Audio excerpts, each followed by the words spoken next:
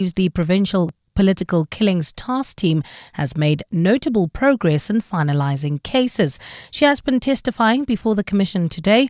Harrison had assigned a team of NPA prosecutors to support the unit and ensure its cases were effectively prosecuted. Since its establishment, the task team handled 612 dockets, of which 297 have been finalized.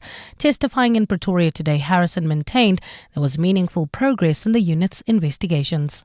If you look at our database with regards to the cases, the finalized cases, for example, in 2025, all the matters that have been recorded there are successful prosecutions. But we also look at in the previous years, how have we been doing with regards to those cases? And we do find that we rate ourselves regarding, I wouldn't say always successful, but finalized. She says there is evidence suggesting that the task team was headed in the right direction. If you look at prior to the dedicated capacity and after the dedicated capacity was provided, you will find that there was a higher finalization rate of these cases and higher success rates of the cases. Harrison has concluded her testimony at the Commission today. At the same time, the ad hoc committee investigating allegations of police corruption is meeting today to finalize its list of additional witnesses. The proposed list includes President Cyril Ramaphosa, disbarred advocate Malesela Tefo, as well as former police minister Nathi Mthethwa.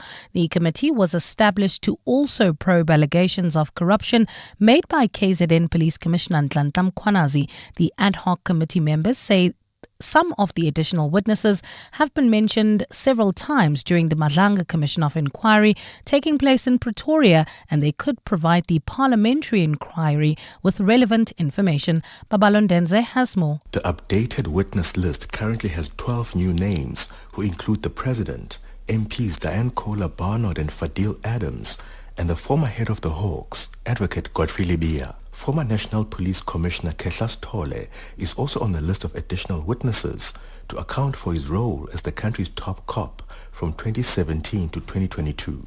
Committee member Ian Cameron said this week that Sithole has a lot to answer, especially about former police crime intelligence boss Richard Mdluli, who was dismissed from the police and later found guilty of kidnapping and assault. The specific reason is with regards to his role in approving the retirement of Richard Mdluli, despite all the transgressions and discrepancies in previous years.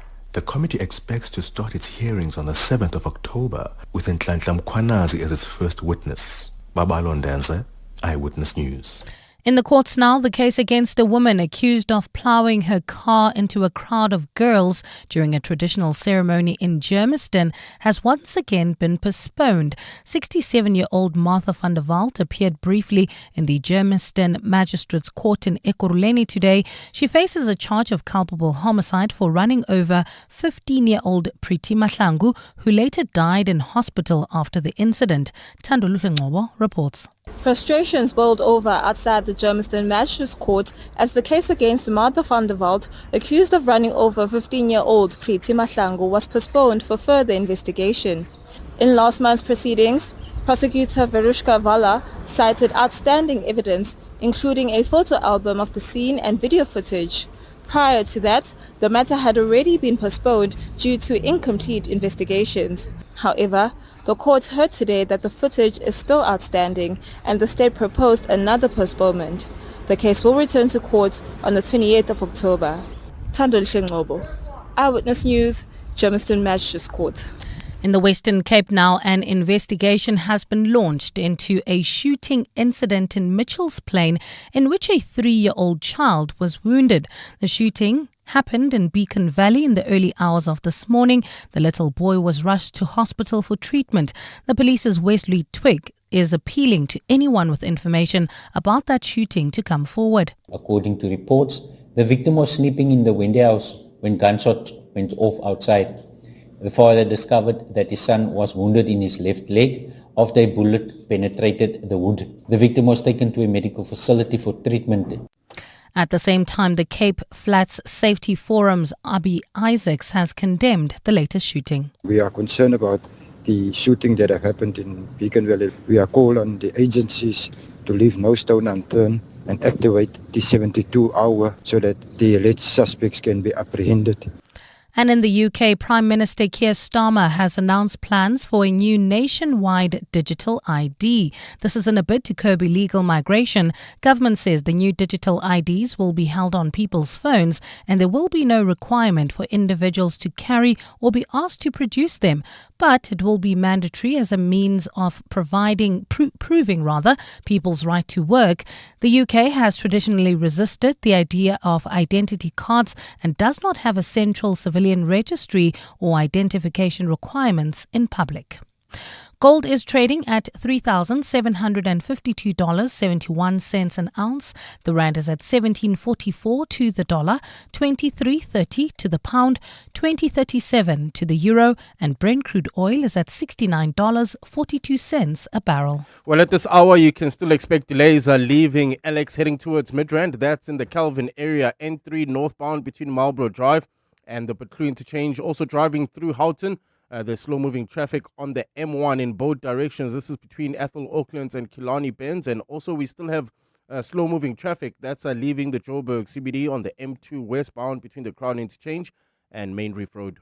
It's a fine Friday afternoon in Gauteng today. Temperatures have peaked at highs of between 23 and 25 degrees. The top story in EWN this hour. KZN NPA head Elaine Harrison has told the Madlanga Commission of Inquiry that she believes the Provincial Political Killings Task Team had made notable progress in finalizing cases. EWN, in touch, in tune and independent. For the latest, visit ewn.co.za or download the EWN app. You're with Relebogile Mabotja. Live, streaming countrywide On the Prime Media Plus app. DSTV channel 856, 92.7 and 106 FM.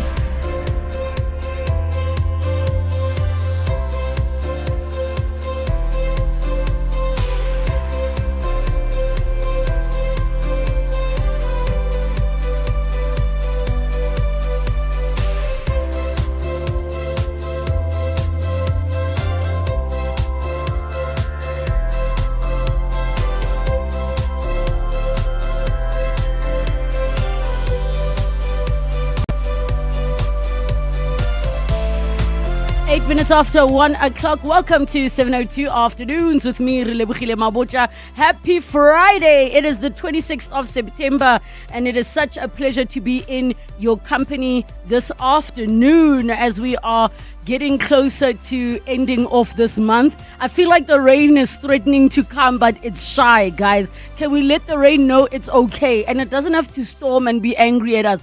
Just come, wet our gardens nicely, hydrate us, kill our allergies, kill the dust, let's let the flowers look nice. So let's all pray for rain this weekend. Coming up on the show, as we do on a Friday, we kick off with the food feature.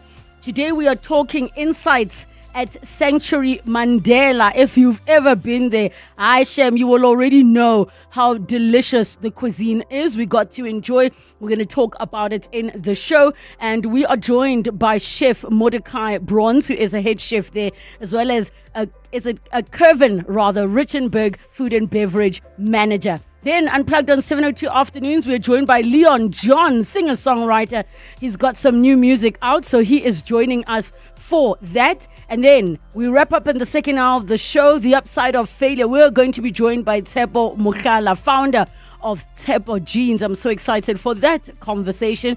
So get in touch with us. Give us a call. 011 883 0702. SMS us 31702. Tweet at Relebogile M at Radio 702 using the hashtag 702 Afternoons and the WhatsApp line 072 702 1702.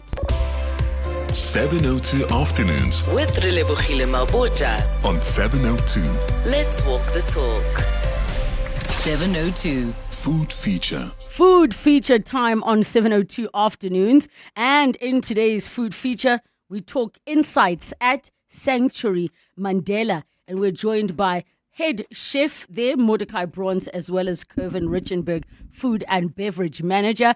And you can get in touch with us. Give us a call, 011 883 0702, and the WhatsApp line 072 702 1702. Gents, welcome to the show. Thank you so much for joining us. Thanks for having us. Thank you so much for having us here, man. I have to say, you guys are unfair. The food that I got to eat is the food that I need a bed afterwards. It was just too wholesome and hearty and just home and comforting, even though it has the slight twist, which I'm just so feeling. But before we get into that, I'm going to start with you, Chef.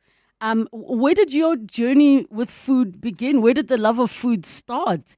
So it's a little bit of a touchy subject because my granny taught me, or I got most of my inspiration from my granny growing up. And she's not with us today, but that was 9 years ago when I started, and since then I haven't looked back.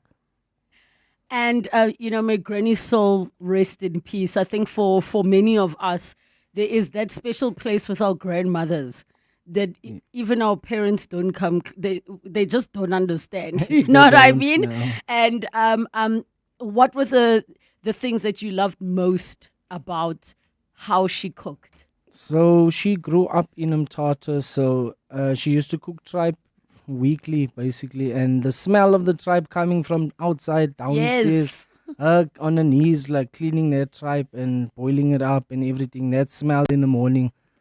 It's not very appetizing at the beginning, but tastes amazing, I must say. And that's something that I missed the most. Yes. Oh man, when did it start to become serious? Because we all know cooking at home is not the same as cooking for money and for other people. Yes. So immediately after I matriculated, I came to Johannesburg and I studied. And after that, I got into cooking instantly from there. Yeah. It's been 9 years now. And what do you mean by you got into it instantly? Do you mean you worked your way up, or like you went to school for it? I studied for 1 year. I studied pastry, and then pastry wasn't my thing, but at the time it was something that we could afford. And then we went in. I got my first job, and I moved into the culinary side of things, and I built my way over the years. Worked for a lot of different hotels, small canteens, and I just built my way up from there. I moved back home to the Eastern Cape for about 3 years, and I moved back to Joburg. I've been here for the past 4 years now at Sanctuary Mandela. Why was pastry not for you? Is it because you don't want to follow recipes? I loved pastry, but at the time I got over it, but I got over it quick, and I wanted to explore more also and grow in the whole field as a whole. Yes, I hear you. And then, Kervin, from your side, tell me how you started to get involved at Insights. Well, I'll tell you where my love for hospitality started. I think it was in school when my teacher asked me, young man, what do you want to be when you grow up? And this was probably in grade 8. I just got to high school, and I said, I want to eat, and I want to eat good food, and I want to have good wine and drinks. And lo and behold, later on in life, I found myself a food and beverage manager of a boutique hotel in Houghton, and what a story. But yeah, it started, I grew up in the area of Knysna, and from there, I worked in the area. You know, it's a hospitality destination. I know a lot of South Africans know it for that.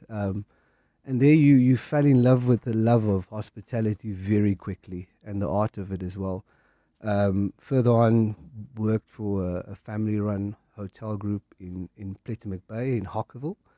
And there I worked for 10 years, crafting myself, working my way up to become what we are today, and very happy and privileged to work with a head chef like Mordecai.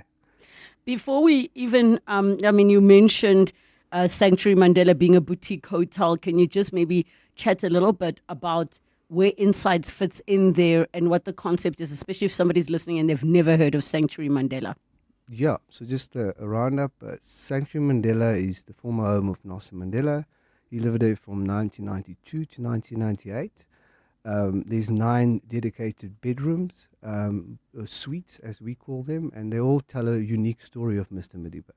Insights, however, is a very unique story. I remember when we were in the building stage of the house, and we had a few names on the table, and everybody was like, "No, we can call it this. It doesn't work for Mr. Madiba." Then the art pieces of John Mayer arrived at the house just before we opened, and there was about 16 pieces in one of our conference rooms, and we looked at them and tried to figure out where they would go in the house, and one spoke to me. It's called Insights, the art piece, yeah. And it's a beautiful setting where Mr. Madiba is in the garden, enjoying a conversation and enjoying nature, but the conversation point and the mood of the art piece is where a lot of information and knowledge is shared. And really what we want people to come and experience and also pass on while they're at Sanctuary Mandela. Okay, we're going to take a break. When we come back, we're going to talk a little bit more about Insights, the menu, but also some of the inspirations that have been taken from Madiba's favorite meals and the things he picked up while traveling the world. You are not dreaming. You are repeating. Insurance, pineapple. Insurance, pineapple. Insurance, pineapple. Insurance, pineapple. Pineapple FSP 48650 is underwritten by Omart Insure Limited, a licensed non-life insurer and authorized FSP. The motor racing event Cape Town has been waiting for is finally here. Get ready for the Speed Classic Cape Town.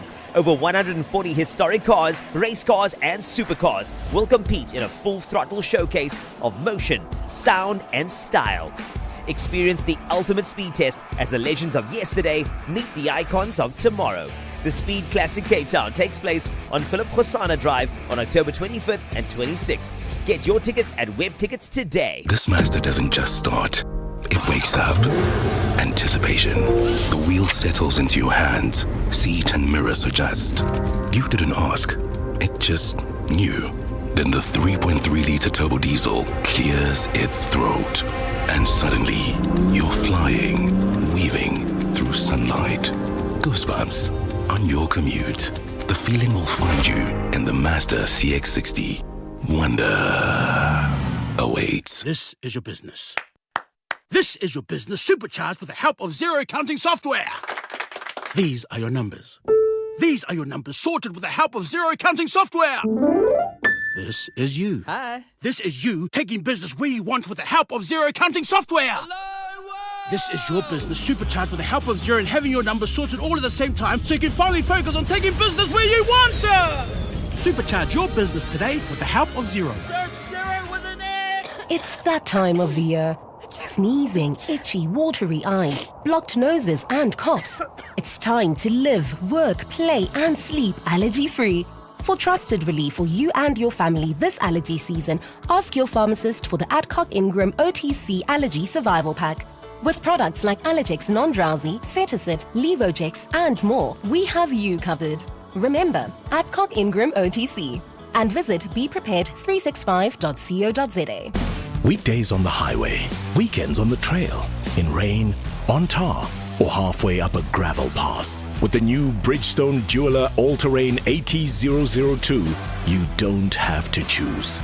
Bridgestone, prepared to perform whatever the terrain. 702. Food feature. 20 minutes after 1 o'clock, we continue with our food feature. We are chatting to Insights at Sanctuary Mandela, and we're joined by head chef Mordecai Bronze as well as food and beverage manager Kervin Richenberg. And Insights restaurant is at Sanctuary Mandela, which is now a boutique hotel that any of you can get an opportunity to enjoy and experience. But for today, and we take your calls with your questions and comments, 011 883 0702 in the WhatsApp line, 072 702 1702. We are chatting about Insights and also the menu. And I'm just so curious, and I'm going to come to you, Chef, in terms of When it was time to develop the menu, what kind of research did you have to be, or what information was given to you? What did you have to learn, knowing that this menu had to be reflective of Tata, but also be pleasing to everybody's palate? Because it's not just the story. People still want to eat and be like, I enjoyed this. So it was a little bit tough in the beginning because a lot of our chefs, we don't really know about our own cuisine. We look at other places and countries and so forth, and we try and do the same. But so what we did was we went down to the NMF and we started doing a little bit of research, reading some of his books and learning also. As in Nelson Mandela Foundation? Yes, Okay. Nelson Mandela Foundation. Yes. And then also, besides reading and doing research on our own, Mamkoli, we had Mamkoli with us, so I learned a lot. Who is Mamkoli? Mamkoli is Nelson Mandela's private chef. Yes, yes. So she taught us an extreme amount of what he used to love eating and sharing with his family and his friends.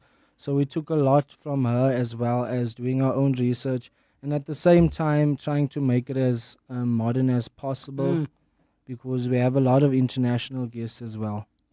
How important was it for you that she approved, Mamkoli, of the final menu?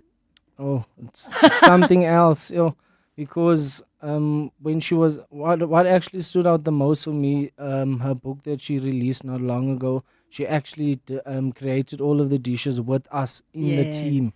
So during that time, it was so special for us because we got to hear it first, and all of the stories, all of the things that she went through, and all of the memories that she's made. So tell me about one of the stories maybe that she shared with you guys that stood out the most and maybe inspired you the most. I'll say the oxtail story. She used to tell us that Tata Madiba used to enjoy the oxtail so much that she had to actually 3 times a week pull the oxtail out and start creating this dish for Mandela and his family and friends. 3 times a week. Yes. My goodness. And I'm pretty sure that for many South Africans that are even living middle class, it comes out once every 2 to 3 months at that. So he clearly must have loved it. Yes. From a beverages perspective, as a manager, I mean, we can't dismiss the fact that the palate also requires the things that you drink. How much of his tastes are seen in the menu, if any? Yeah, so luckily we've recently started with a dinner time with a pairing menu. So we celebrate wines as well, while enjoying these favorite dishes or preferred dishes of Mr. Madiba. But yeah, so we've got a wine on the wine list called Boschendal Windeoor. It's a sweet wine, if I can call it that.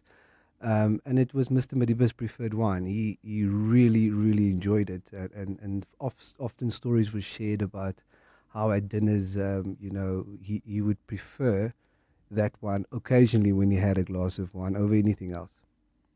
Okay, I want to chat about what was served for us today, which I actually just truly enjoyed. We had the kitfo carpaccio that is just wrapped in these gorgeous spices.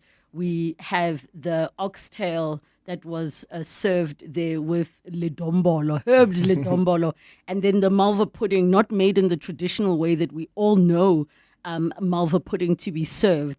Chef, please talk to us, and let's start with the carpaccio, because it isn't the typical, paper thin. Yes. The slices are a little bit thicker, but I really want you to share the story about the spice.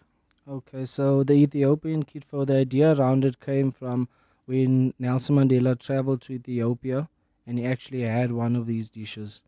And so the spice that we have that is wrapped around the actual beef fillet is a spice originated in Ethiopia. It's called a meter spice. So we actually make that in-house, and it's just a seared fillet, and it has the meter spice over it, and it's served with a crispy caper as well as a aioli. And I mean, I tasted some typical Indian spices in there as well. But I have to be honest, I think I enjoyed the pickled onion and chili jam more than anything. Yes. Like, it seems like... So it adds another vibrant flavor towards the dish, yes. And I mean, it's that red onion, it's got that sweetness that comes through that sort of just contrasts with the spiciness. You can barely even feel the chili in that dish, and then that just yummy aioli that just comes in with the garlic flavor. So good. And let's talk about the oxtail. And the meal is called umsila wenkomo, which is exactly that. It's the tail of an ox. Talk to us about specifically your dumplings. Why are they herbed? So the traditional dumplings we know as the normal dumplings. So we just wanted to add some flair to our dumplings. So I added some oregano, and it changes the dish a lot. It really does, because I'm like, oregano is so Italian, but somehow it goes with what you've done with the oxtail, which tastes so good. And then the malva, you had that, pretty much like a custard on top of this strawberry on the side, and you had the vanilla soil, if I'm going to call it that, the crumbled vanilla pieces. So you've got the textures, the bit of tart, the bit of sweetness. What inspired you to go in that direction with that dish? So the malva is currently on our menu now, and we just started our menu the beginning of this month. So we try to keep it as historical as possible, also keeping the heritage, South African heritage and tradition. And then the custard, as well as the rum and raisin ice cream, which has a little bit of a story. Yes. Because Nelson Mandela actually had a rum and raisin ice cream when he got released from prison. And he had this at Desmond Tutu's house. Yes. It was one of Desmond Tutu's favorites. Oh my goodness. And you get to just absolutely enjoy this meal. Just, Kevin, from your side, why would you say people must come through and get to enjoy this experience? Well, like you said, the most important part is that every South African, first and foremost, has to come visit Sanctuary Mandela. I think it's almost like a pilgrimage, if you'd like. It's an experience that we've created and very proud of, and believe that every young South African in particular, and also old, that wants to remember, if you'd like, and have an insightful experience, to come visit Sanctuary Mandela. The food is amazing, the experience, the service, as well as the atmosphere and the spirit of Tata that still walks in those halls, we believe, today, and and shares that magic of Madiba with us every day. We were chatting about the art earlier, so people can also come there and not just enjoy the food or stay, they can enjoy some art. Yeah, correct. So we do a heritage tour of the house, and it's definitely something we're proud of doing. Our team at our guest relations offices, as well as the rest of the team, are very proficient at the stories of these paintings and rooms in particular. And we take guests around and share these art pieces and what they mean and the timeline they fell in Mr. Madiba's life story. So yeah. Listen, that sounds like such an experience and a treat. Chef, I'm going to ask you the question all chefs hate. What's your favorite dish on the menu? I have a lot of favorite dishes. You have to choose one. Currently, now at this point in time with our new menu, I would say our 7 colors, and you have to come try it. Is there beetroot in there? Definitely. And there's pumpkin. Obviously. Man, we are coming for, you see, beetroot, pumpkin. I know you're in the right direction. Yes.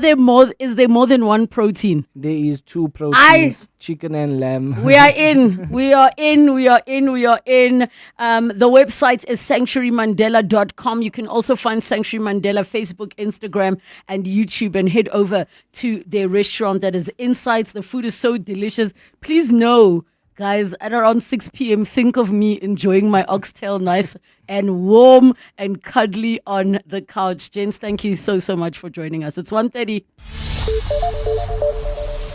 Time for your latest Eyewitness News headlines. Good afternoon. Thanks, Relebogile. Good afternoon. KZN Director of Public Prosecutions Elaine Harrison has now concluded her testimony at the Madlanga Commission of Inquiry in Pretoria. During her time on the stand, Harrison testified at length about Police Minister Sinzo Mchunu's instruction to disband the Provincial Political Killings Task Team. She has told the inquiry that she believes